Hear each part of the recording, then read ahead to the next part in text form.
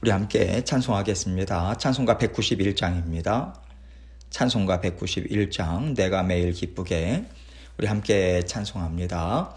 내가 매일 기쁘게 순례의 길 행함은 주의 팔이 나를 안보함이요 내가 주의 금복을 받는 참된 비결은 주의 영이 함께함이라 성령이 계시네 할렐루야 함께 하시네 좁은 길을 걸으며 밤낮 기뻐하는 것 주의 영이 함께함이라 전에 죄에 빠져서 평안함이 없을 때 예수 십자가의 공로 힘입어 그 발 아래 엎드려 참된 평화 얻음은 주의 영이 함께함이라 성령이 계시네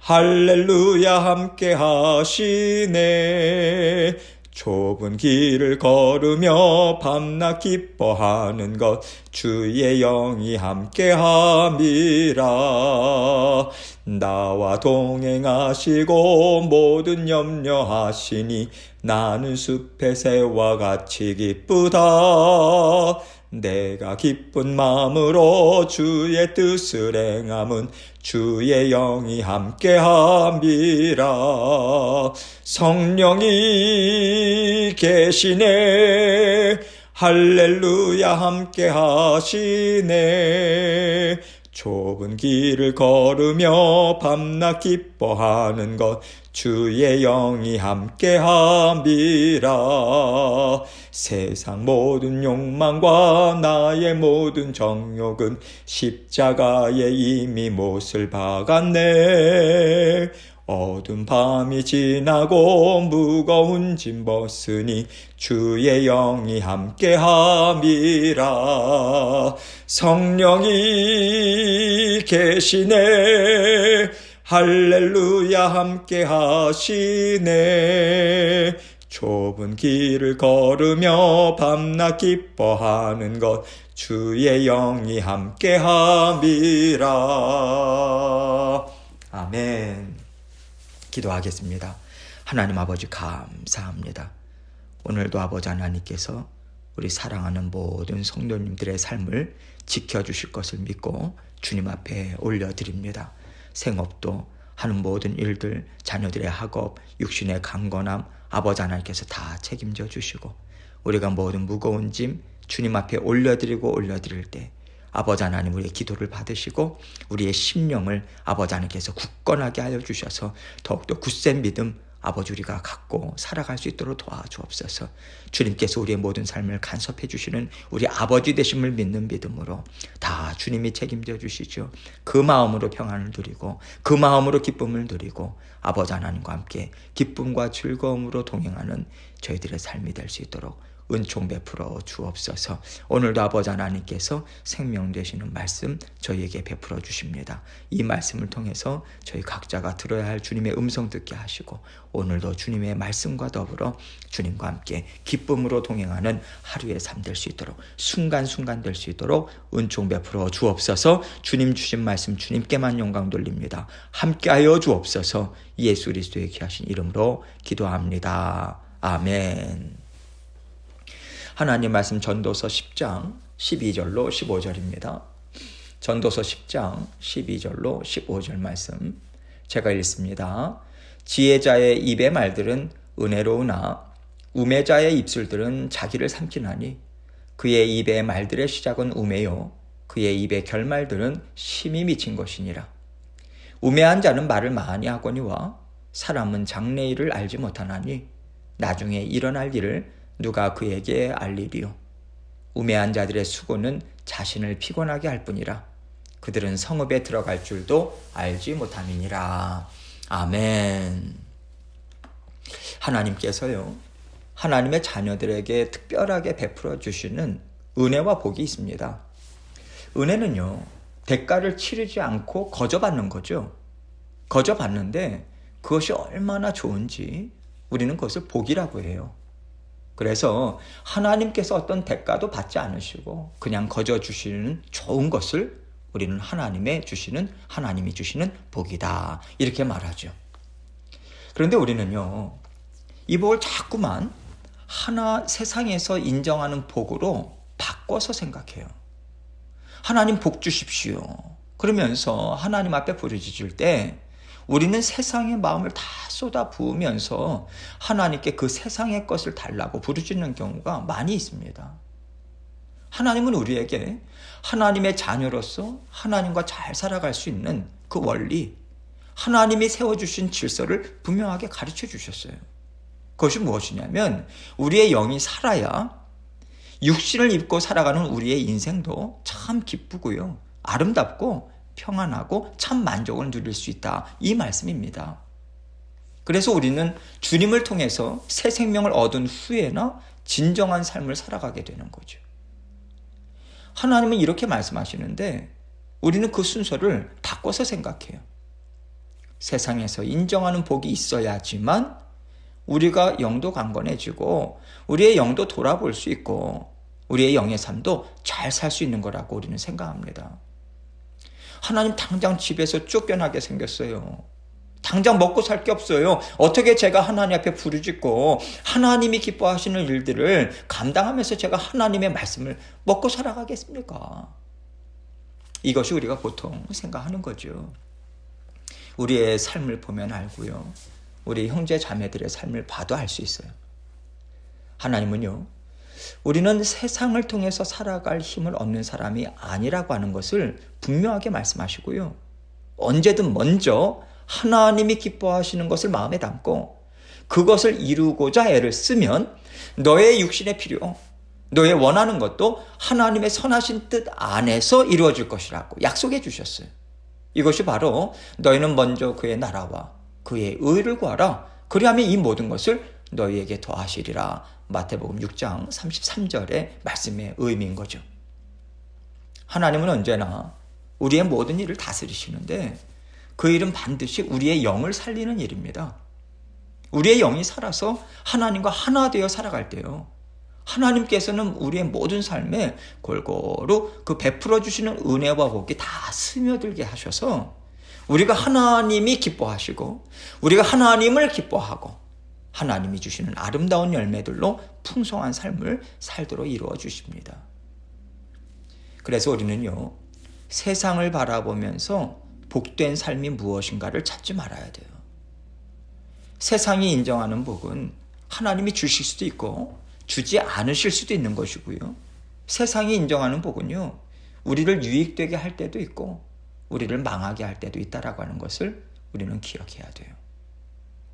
그러나 하나님이 주시는 은혜와 복은 언제나 우리로 하여금 잘 사는 길로 이끌어 가고 있다라고 하는 것, 하나님께서 반드시 책임지는 인생이 된다라고 하는 것을 우리는 알아야 합니다.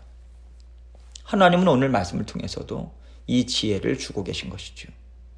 지혜자, 우매자, 이렇게 말씀하시면서요, 지혜자의 삶을 살도록 우리를 이끌어 주고 계신 것은요, 하나님의 은혜를 기뻐하고 하나님이 주시는 복을 귀한 것으로 여기면서 살아갈 줄 아는 지혜가 우리에게 있을 때 우리가 이 세상의 인생에 파묻히지 않기 때문에 그렇습니다. 하나님은 이것을 말씀하시고요, 그 지혜를 가지라고 말씀하시는 거죠. 하나님은 우리를 죽기까지 사랑하시잖아요. 그래서 우리에게 좋은 것을 주지 않으실 이유가 없으신 거죠. 하나님만큼 우리를 사랑하시는 분이 이 세상에 어디 있겠습니까? 그래서 우리는요, 나를 사랑하는 부모님, 나의 자녀들, 형제 자매보다도 우리를 위해서, 나를 위해서 생명을 내어주시고 나를 창조해 주신 하나님의 말씀, 하나님의 사랑이 언제나 더 크고 더 진실되다라고 하는 것을 우리가 인정하고요, 하나님이 주시는 은혜와 복, 나에게 가장 필요한 것입니다. 이 믿음을 갖고 우리는 살아가야 하겠습니다. 오늘 말씀을 함께 보겠습니다. 1절입니다.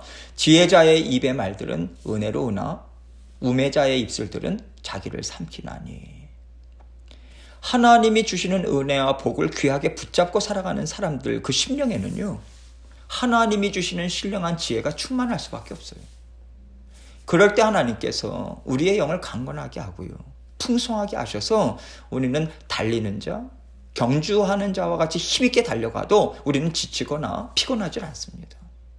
하나님이 주시는 참된 복, 이것을 막힘없이 받아 누리기 때문에 그렇거든요. 그런 사람을 지금 지혜자라고 말씀하고 있는 거예요. 그래서 이 지혜자가 하는 말들은요, 당연히 누가 들어도 하나님의 말씀으로 받아들일 수밖에 없다라고 하는 의미로 지금 말하고 있는 거예요. 그러나 우매자의 입술들은 자기를 삼키나니 이렇게 얘기하고 있어요.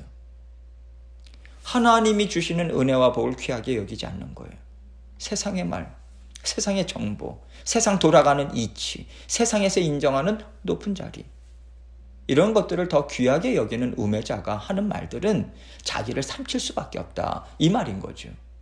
남을 해치는 것보다도 먼저 나 자신을 상하게 한다, 이 뜻인 것입니다. 내가요, 세상의 것으로 살아갈 수 있다고 생각하고 그것을 추구하면서 귀하게 여기면서 살아갈 때 가장 피해를 입는 것은요, 나 자신입니다. 내 영이 상해요. 성령님께서, 우리 안에 계신 성령님께서 근심하세요. 성령께서 근심하시고 우리를 향한 분노를 발하신다라고 하는 것을 우리는 생각할 수 있어야 합니다. 분노라고 하는 것은요, 하나님께서 마구 성을 내셔서 우리를 깨뜨리시고 망하게 하시는 것이 아니에요. 의로운 분을 말합니다.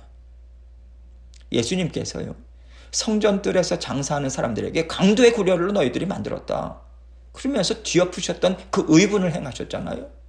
성령께서 동일합니다. 주님의 영이시잖아요. 그 의분으로 가득 찰 수밖에 없는 거예요. 그럴 때 우리 심령은요, 고통스럽습니다. 불안해요. 두렵습니다. 만족이 없어요. 하나님께서 우매자의 길로 가지 않도록 날마다 말씀으로 우리를 가르치시고 또 우리의 걸어가는 걸음을 막아주시면서까지 우리의 발걸음을 돌리게 하시는 이유는요, 우리가 상하기 때문에 그래요. 우리를 사랑하셔서 보호해 주시는 하나님의 손길인 것입니다. 13절입니다.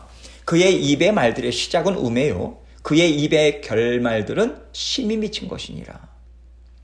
생각과 마음이 하나님과 온전히 하나 되어 있지 않은 상태에서 하는 말, 그러한 행동들은요, 하나님 보시기에 참 어리석은 거예요. 참 미련해요. 이것이 계속해서 이어지다 보면 그 우매한 말, 행동, 모든 삶이 이루는 열매가 무엇이냐면 한마디로 말해서 미쳤다라고 하는 거죠. 그러나 성경에서 미쳤다고 말하는 것은 좀 심하게 들리잖아요. 여기에서 미쳤다라고 하는 것은요, 하나님께서 보실 때 그 심령이 상했다는 뜻이에요. 심령이 상한 거예요. 하나님의 영으로 충만해야 올바른 생각 가질 수 있고요, 올바른 깨달음, 올바른 분별력을 가지고 제대로 걸어갈 수 있는데 그 영이 완전히 기진맥진되어 있는 거예요. 제정신을 차릴 수가 없는 거죠. 그래서 그는 피곤하고요, 지치고요, 불안하고요, 불평과 원망이 터져나올 수밖에 없는 지경까지 가게 된다라고 하는 것을 지금 얘기하고 있는 것입니다. 14절입니다. 우매한 자는 말을 많이 하거니와 사람은 장래 일을 알지 못하나니 나중에 일어날 일을 누가 그에게 알리리요. 우매한 사람의 특징은요, 내가 모든 것을 알고 있다고 착각하는 거예요. 이 일을 어떻게 해야 하는지, 해야지만 가장 잘 이룰 수 있는지 나는 잘 알고 있어. 또 앞으로 이 일은 이렇게 전개될 거야. 그래서 우리에게는 정말 좋은 일이 될 거야. 또는 우리에겐 이건 정말 좋지 않은 일이 될 거야. 여러분, 마치 세상의 모든 일들을 깨닫고 진행하는 일의 끝까지 다 알고 있는 사람처럼 모든 것을 다 자기 생각에서부터 시작하고 끝까지 이루는 거예요.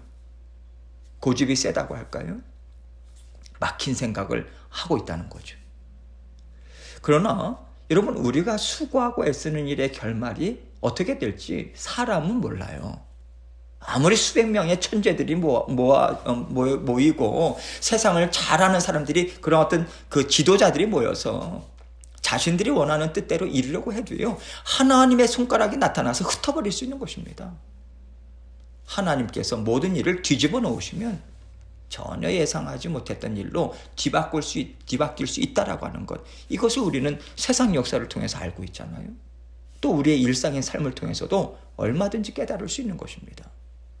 그런데 이 이치를 알지 못하더라. 이것이 바로 우매한 자의 대표적인 특징이더라. 이 얘기를 지금 하고 있는 거죠. 15절입니다. 우매한 자들의 수고는 자신을 피곤하게 할 뿐이라. 그들은 성읍에 들어갈 줄도 알지 못함이니라. 우매한 자들의 수고는 자신을 피곤하게 할 뿐이라. 이렇게 말씀하십니다. 하나님이 일을 이루시죠. 이 일도 하나님의 뜻을 이루는 일에 사용해 주십시오. 하나님 어떻게 하면 좋겠습니까? 이렇게 하나님을 의지하는 마음이 아닌 거예요. 이 일은 이렇게 해야 돼.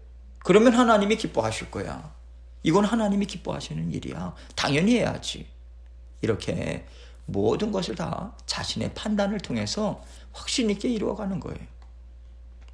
그럴 때 이 일이 얼마나 우리의 영을 곤고하게 하고 우리 안에 내주하시는 성령님을 곤고하게 하는지 이 부분을 우리가 생각할 수 있어야 합니다. 여러분, 먼저 우리가 앞서 나가고 우리가 주인 되어 있으면요, 우리의 영이 숨을 쉴 수가 없어요. 우리의 영이 온전히 호흡을 할 수 있는 것은요, 성령님을 의지하고 성령님께서 주시는 지혜를 계속해서 받아들일 때입니다. 성령님과 친밀한 교제를 나눌 때예요. 그럴 때 우리 영은 기뻐해요. 즐거워합니다. 활발하게 살아날 수가 있어요. 그런데 성령님의 주인 되심을 우리가 인정하지 않고 자꾸만 내 생각, 내 의지, 이것이 주인 되어서 일을 하니까 내 영은요, 성령님과 교제를 갖지 못하는 거예요. 자꾸만 세상의 말에 눌려버려요. 내 자아에 눌리는 거예요. 그래서 우리의 영은 점점 연약해집니다. 쇠잔해져요. 그럴 때 우리의 육신 또한 힘을 낼 수가 없는 거죠. 하나님이 주시는 은혜와 복을 받지 못하잖아요. 우리 인생 자체가 참 피곤한 것입니다. 나 혼자 그 무거운 짐을 다 짊어지고 가니 얼마나 힘들겠어요. 여러분, 우리 주님께서 십자가를 지고 가셨다. 여기에는요, 그 십자가 나에게 내려놔라. 내가 너희를 대신해서 지금 이 무거운 짐 지고 가는 거야. 내가 이 무거운 짐을 대신 지고 십자가에서 모든 것을 다 이루었다라고 하는 것을 너가 믿는다면 너가 이 땅에서 지고 가는 인생 참 쉽고 가벼울 거야. 이 의미가 담겨 있는 것입니다. 예수님께서 우리에게 분명하게 말씀 주셨잖아요. 수고하고 무거운 짐진 자들아, 다 내게로 오라. 내가 너희를 쉬게 하리라. 나는 마음이 온유하고 겸손하니 나의 멍에를 메고 내게 배우라. 그리하면 너희 마음이 쉼을 얻으리니 이는 내 멍에는 쉽고 내 짐은 가벼움이라 하시니라. 이러한 말씀에 담긴 주님의 마음인 거예요. 지금 짐이 너무 무거운 분이 계시다면요, 주님 앞에 내어놓아야 하는 짐까지도 내가 다 끌어모으고 있는 것은 아닌지, 그렇다면 내가 내려놔야 되는 거, 주님께 내맡겨야 되는지, 내맡겨야 되는 것이 무엇인지 성령님과 함께 교제를 가지시면서 찾으셔야 합니다. 내 머리로는 찾지 못해요. 영의 일은요, 성령님의 도우심만을 통해서만 깨달을 수 있습니다. 하나님께서 나에게 허락하신 가장 귀한 복은 바로 우리의 영을 살려주신 예수 그리스도를 내 안에 살게 해주신 것이다. 이것을 생각하고 성령님과 또 주님께서 살려주신 우리의 영을 귀하게 여기셔야 합니다. 영을 돌보고 우리의 영이 그래서 활발하게 숨쉬고 움직여서 성령님과 함께 일할 수 있도록 하나님과 깊은 교제를 가지십시오. 영이 살아야 삶이 활기차질 수 있어요. 하나님은 영을 살리는 일을 하세요. 영이 살아나지 않는다면요, 우리가 살기를 거부한다면요, 육신의 일들 또한 계속해서 곤고해 줄 수밖에 없어요. 우리에게 무거운 짐만 더해 줄 것입니다. 이것이 하나님께서 예수 그리스도를 우리에게 보내주시고 우리에게 살게 하신 삶의 원리예요. 이것은 평생 바뀌지 않습니다.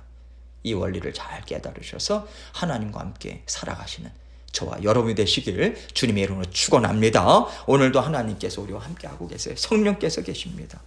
우리가 지혜자로 살아갈 것인가, 우매자로 살아갈 것인가, 그 길 위에 항상 서 있음을 생각하시고 모든 무거운 짐 주님 앞에 내어놓고 주님께서 주인 되십니다. 오늘도 그 고백으로 또 여러 가지 기도 제목들을 가지고 또 주님 앞에 나아가길 원합니다. 함께 기도하겠습니다.